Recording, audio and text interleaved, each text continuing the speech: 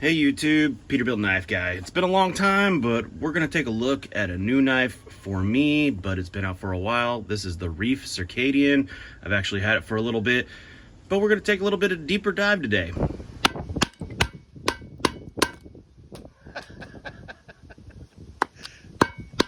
Broke my damn stick. So we're winging this one today. We don't have specs, so we're gonna pull the specs manually, if I say it that way. But what we have here is a USA made Magna Cut blade made by REIFF Knives. It's a Circadian. Somebody will probably correct me in the comments about how I'm saying that wrong. The scales you're looking at are Lucas Carroll's custom scales. It comes with, or at least this one came with, some canvas micarta scales, I'm assuming. But check out Lucas Carroll. He makes some awesome scales. I love the red liner look on this thing.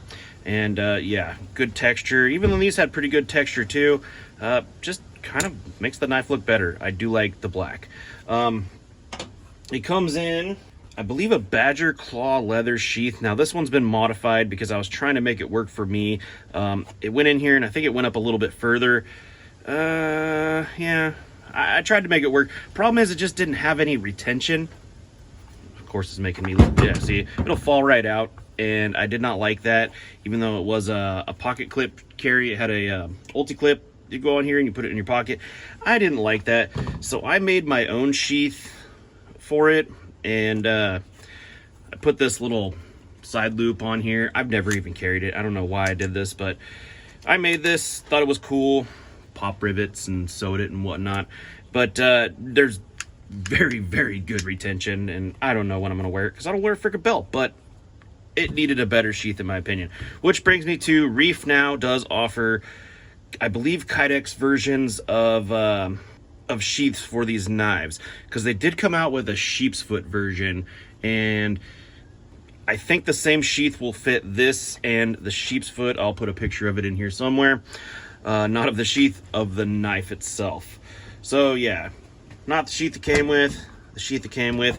It is in CPM Magna Cut, and I do not know the HRC. Maybe I'll look it up and throw it in here. Maybe I won't. But let's get some measurements out of the way here. Overall, we're looking at about 7 1/4, just a hair over 7 1/4 the tip. The blade, 3 1/4 cutting, about the same. It's got a decent height for the size of the knife, almost at its thickest point or its tallest point about 1 1/4 inches, and then it tapers off to about 1 inch before it gets this really abrupt belly going on here. And that's one thing that I'm not a huge fan of. It makes a real pain in the ass to sharpen a really almost tanto belly. Like if you just straight lined these, it'd be a tanto or tonto, however you want to say it, but it makes this particularly a pain in the butt to sharpen right around in here. Is it doable? Of course it is. Handle length, overall the scales are about 4 inches, and where you actually hold, about 3.5. So I have extra large hands. It does leave some room, but you know, it doesn't have anything back here, so it makes it extremely comfortable. It's a really comfortable knife. Now actually, I ended up getting this knife the same time I got my first Heavyset Knife Co knife, and that's why you guys haven't seen this, because I was so fascinated and happy with getting that knife that this one kind of took to the wayside. I did purchase this secondhand from John, the owner of Heavyset Knife Company, and so he sent them both at the same time, and and this one just kind of got pushed to the wayside, and I'll finally get around to it 2-3 months later, but here we are. Speaking of a Heavyset Knife Co., this is his his EDC 3. Another reason that this thing kind of got pushed to the side, because these are both in Magna Cut. We're going to be taking a look at 3 American blades for comparison today, but also I got this guy, which also pushed this one on the back burner again. I really like John's stuff. These REIFF knives are awesome though. It's just, John's a buddy of mine, and you gotta support the man. And finally, for size comparison here, is a ever-loved SE3. I mean, imagine if you took the frickin' choil out of the SE3, these would be the same. Now, what I was talking about with the belly, if you look at this big old belly versus the SE. This is a nice gentle swoop, easy to sharpen. This thing goes up to a crazy freaking angle. Just doesn't make it that easy to sharpen. But think of like this as an SE3 without a choil. As for thickness, I believe they are all 1/8 inch stock. 1/8 inch, 1/8 inch, 1/8 inch. The SE might be a little thinner. I think they advertise it as 1/8 inch, but they do some weird things with their grinds sometimes. But they're all about an 1/8 of an inch thick. Look at that, all got liners and everything. Fantastic. Let's get these off the table. Let's verify if I'm right. So yeah, I mean, if you look, this is right at an 1/8 of an inch, if I can get you in screen there. So good stuff. What else can I say about it? I do not know the HRC, like I said. I did have a slight issue with, it seemed like a soft spot in the steel when I first got this, but literally after 2 sharpenings, actually I mean 1 sharpening, it went away, and now it holds a great edge, as you would expect MagnaCut to do. It is sharp, a little crunchy there. Like I said, this is not brand new, and I have used it, so it's got a little crunch right up in there, but you know what, whatever, it's still sharp. Under the scales, we have no milling, which is nice. I really like that on the, this is such a light knife. I don't know how much it even weighs. Let's get my scale out here.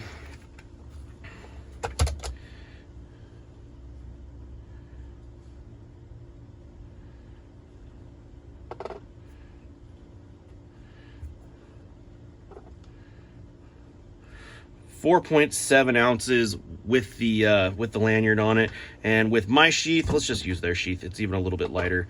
With no Ulte clip, 6.1 ounces. It's not a heavy knife. It's an easy knife that you could just slip in your pocket. I should have made this a pocket sheath, but you know, if you use the sheath that came with it, or even the Kydex version now, which I have yet to see. Maybe I could find a picture of it. I don't know, but yeah. Now, let's get this out of here. REIFF is not an easy knife purchase to get into. They're something you really have to want, and I'm going to tell you right now, they are worth the money. You will pay a premium for a REIFF knife. They're made in the USA. They're great company. They use excellent components. Their milling is top notch. Even their scales are fantastic. It's just they will cost you a pretty penny. I do have the F6 and the F3, both fantastic. I've done full reviews of those. But yeah, anyways, that's enough rambling. Let's go get some use on this bad boy. So leave it to me to always pick the windiest damn day to do a knife review, but it is what it is. Let's start cutting some things. This is a chunk of rubber. Everybody says, oh, you know, you should cut the steel part, but you can't cut the steel part. But there is mesh in there, and yeah, it bites in great. This thing is a good cutter. Look at that. Is a good little cutter, good little EDC knife. Everybody loves MagnaCut. You know, when MagnaCut's done right, it is a great steel. Look at that. Tire destroyed. And it's an EDC knife, and I don't know how to freaking do EDC reviews. I'm not gonna sit there and have you guys watch me for 20 minutes carrying it in my pocket and open Amazon packages. But we're gonna do some kind of bushcrafty stuff with it, and yeah. So let's just do some just general. Let's try to get some feather sticks. This is just dimensional lumber. I think it's called 2x2, even though it's 1x1, 1.5 by 1.5, because, you know, us Americans, we gotta screw up everything that comes with numbers. And it's doing a good job. It's doing better than I am. I just still am always gonna maintain my title of the world's worst feather sticker. But I mean, if you were better than me, you could get a good feather stick for sure. Now, I don't know if it will strike a ferro rod. Let's go try. We're not gonna build a fire, but let's see. Oh yeah, she'll strike a ferro rod. Even on the jimping there, which I forgot to mention, it does have nice jimping, so that's cool. This is why I don't like using ferro rods. How about some nice thick leather? Is that an EDC task? Slicing leather? You know, I didn't change the profile of this when I sharpened it, but you know, so that's still whatever the factory angle is there. I don't remember, but yeah, it cuts leather, thick leather, very nicely. Now, this is one that I really like to do, and I don't know why, but we're gonna bury that in there, get ourselves some strap, pull it through. I don't know what this proves, other than it's sharp and I like doing it. See, can we get through? Oh yeah, this thing is freaking sharp. Oh, see, it pulled too hard, and it wants to come out. See, this stuff, I let it sit out, and it is all like sun beaten and dried and shit. Got all kinds of crap on there. Cuts it no problem. 2-inch webbing. Fantastic. Ooh, listen to that wind fuck up my video. So, Reiff, in my opinion, tends to overbuild their knives, and that's something I'm not mad about. I love a thick, robust knife, even though this isn't that thick, but robust. But what would an EDC review or EDC knife review be without cutting some cardboard? Everybody's favorite pastime. You know, people say YouTubers invented batoning, but before YouTube, nobody filmed themselves cutting frickin' cardboard like it matters. So being that this is a Reiff, heavy-duty overbuilt knife, let's do some batoning. Another favorite pastime of anybody. This is really hard eucalyptus. This isn't a batoning knife, but like I said, Reiff likes to make their knives overbuilt, and I see no problem beating the snot out of this thing. Or, hey, there's a knot. You know, or any Reiff knife for that matter, because like I said again, very, very robust knives. We're not gonna do a hell of a lot of batoning because I don't really think that's what this thing was for, but let's do some. Like butter. Gosh, just fell apart. Let's try something a little bit more different. There's a knot. That's got some toughness behind it. Yeah, right into the knot.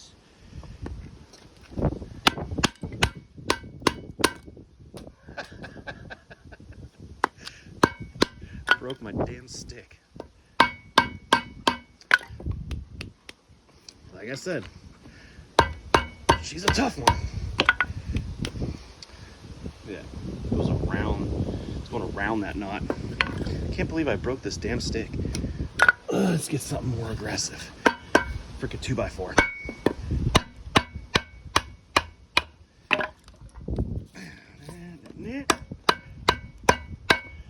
Yeah, this is aggressive wood. I don't know what the hell it is.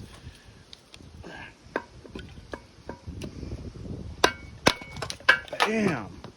Took the tripod with it, but fantastic. Let's do some cross batoning. So while batoning shows the strength of the knife, in my opinion, cross batoning will show the strength of this edge. You know, if it'll get any kind of warps or chip outs or anything. So, because when you're doing batoning, when it's wedging through the wood, you're not really getting contact. It's wedging, it's not cutting. When you're cross batoning, you're actually cutting through whatever you're doing. So, like, there's 100% contact of that edge with that wood right there. So it puts good pressure on it. Should you do it in the field? Probably not. Is it a good test of a knife? Probably. Eucalyptus.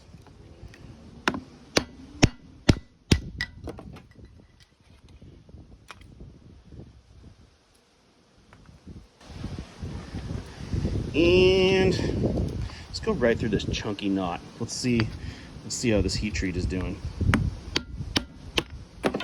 Chunky knot.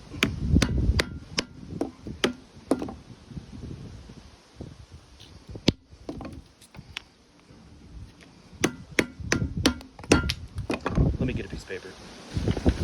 This wind is killing me.